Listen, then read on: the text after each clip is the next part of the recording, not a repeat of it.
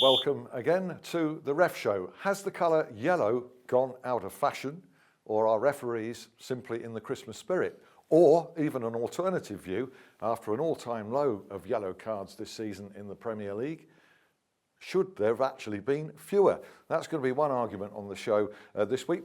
Assistant referees came in for some stick on this show last week. One or two of them have fought back, we're glad to say, this week, and have UEFA finally come to their senses over Goalline Technology. They're considering bringing it in for Euro 16. Good to see Carlton Palmer back with us, alongside Mark Halsey. Talking of Euros, we'll start with Euros.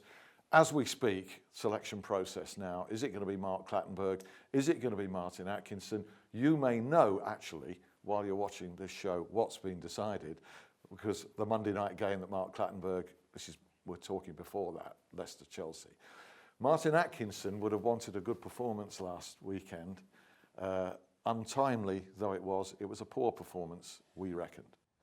Yeah, I think, looking at the ref cam, and Glenn Turner was the coach on that game, and it looked like, he missed a few simple free kicks. I think that because he's been in Europe, he was at Roma in midweek, and he's travelling back late Thursday.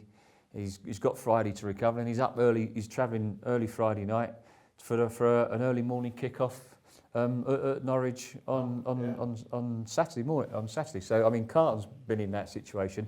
I'm not so sure that he should have been doing that game that early. Perhaps give it to him on the Sunday, No, Ron Atkinson and I was talking about that yesterday, and about players as well.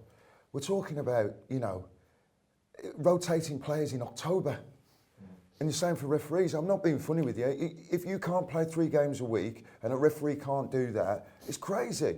I used to play on a Saturday, go and play an international on a Wednesday, be back on a Thursday, be travelling to Newcastle on a Friday and play Newcastle on a Saturday and still maintain that performance. So when they're saying that the game's fit and referees are fitter, so these players are supposed to be fitter and the referees are fitter, how can they be if they can't cope with that? I just think you can become mentally fatigued, Carlton, sometimes, when you've I got totally that agree. travelling. But after a period of time, what you've got to remember is, I mean, as a player, it was direct flights. But on the UEFA on the list, it's 2 or 3 flights. You don't just fly direct from where you're flying from. Making excuses for your referees union. No, listen, I'm not making excuses. I'm just thinking that you could give him an extra day's rest and put him out on a Sunday.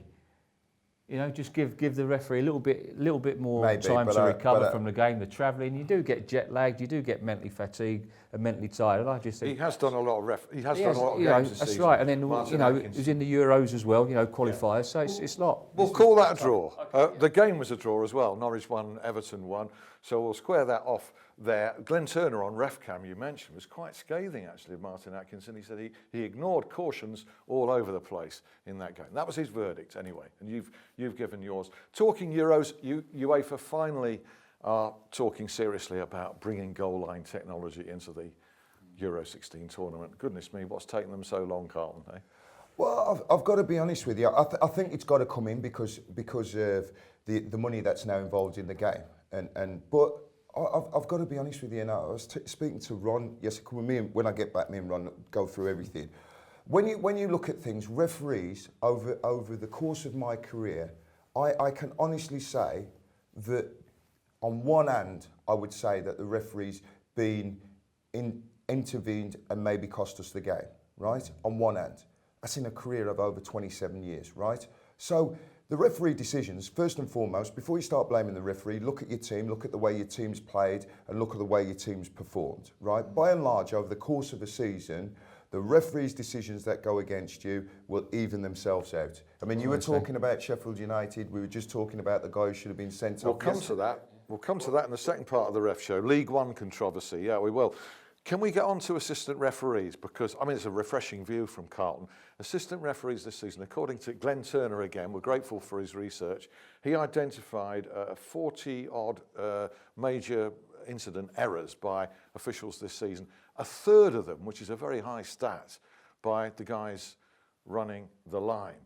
But Kevin Friend, and a big incident we'll talk about at the weekend, Aston Villa 0, Arsenal 2, in awarding finally the Arsenal penalty. There was a long delay, wasn't there?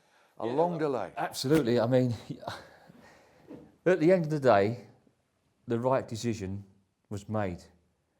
And it took an age to get there. I mean, if you look at Kevin Friend's body language, I mean, it's a penalty all day long. Kevin is right there, he's staring down the barrel, he's in a great position, but Kevin was not going to give the penalty. He wasn't going to give the penalty because he started to back off, then you got about 5 seconds later, he gets a shout from Darren Cann, who's 75 yards, most probably 75 yards away, just over the halfway line, that gives him the shout to say, that's a penalty. Now, as a referee, when I'm that close, I would not want interference from an assistant on that instant. Who was so far away. Who was so far away. But being Darren Cann, who is undoubtedly the best assistant in the Premier League by far, if he offers you that information, you take it. And remember, we're talking about Darren Cann, ex-World Cup final referee, World Cup tournament, who's got Howard Webb, pulled him out of the mire on a number of occasions. So when Darren Cann comes in for that information,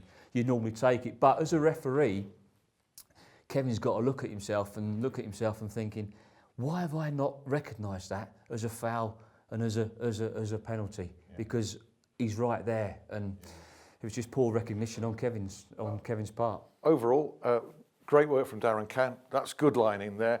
And Guy Beale on RefCam said it was the most confident performance he felt from Kevin Friend for a while. Friend was one of 3 referees to issue no cards at all in this round of Premier League fixtures. Mike Dean, Crystal Palace 0, Southampton 0, was one of the others, as was Craig Pawson, Liverpool 2, West Brom 2. But before we come on to an incident in that game, are games less intense now, Carlton? We're getting fewer cards. I mean, across the weekend, there were so few. I wouldn't say the games, I've got to be honest with you, with all due respect, I wouldn't say they're less intense, but I don't see the physical element, that side of it, in the game anymore. No. It's all become a bit of tactical nutrition, if you like, and that's a bit that's taken away from the excitement of the game. Yeah.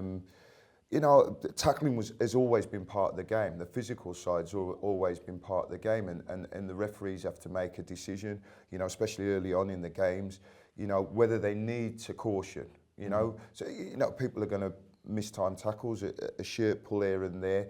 It doesn't have to be a yellow card, but the problem is, because they're getting marked, because they want to progress in their career, they go to the letter of the law rather than using common sense. Doesn't seem the same intensity about games. No, I think you're right, and I think it's good to see our referees now managing the games, managing the players, and managing the situations a lot better than they have done. But there's still, in my opinion, Carlton's right, I still feel there's still too many yellow cards for careless challenges where they can just manage. The experienced guys, the experienced referees, they're doing it good, but it's the guys that are trying to make their mark and trying to make their name that are sort of issuing yellow cards. That's despite the stat of only 16 I counted in 9 games yellow cards. That's really, really down.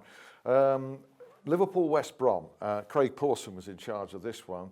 A delayed offside flag, effectively denying Jonas Olsen a goal or an opportunity for West Brom there. I think I can't understand why Richard West has delayed his flag.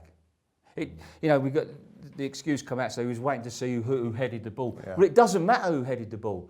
When the ball comes across, the West Brom players are offside. They make an attempt to go for the ball, to play the ball, interfering with play, interfering with an opponent. The flag should have gone up straight away. Make no mistake about it. I don't get it. I don't know why he was waiting to see which player headed it. As soon as that ball comes across, the West Brom players go for it. The flag has to go up. So for me, it's basics. It's a basic error, and that could have all been avoided if Richard West had just put his flag up straight away. Okay, well, just wrapping up this half, we've got plenty to come, including abuse of match officials, a discussion about that. Some surveys come out with some quite alarming figures on that, your views on that. Just wrapping up, Bobby Madley has been nominated for FIFA. That was a story that Mark Halsey's been on top of there.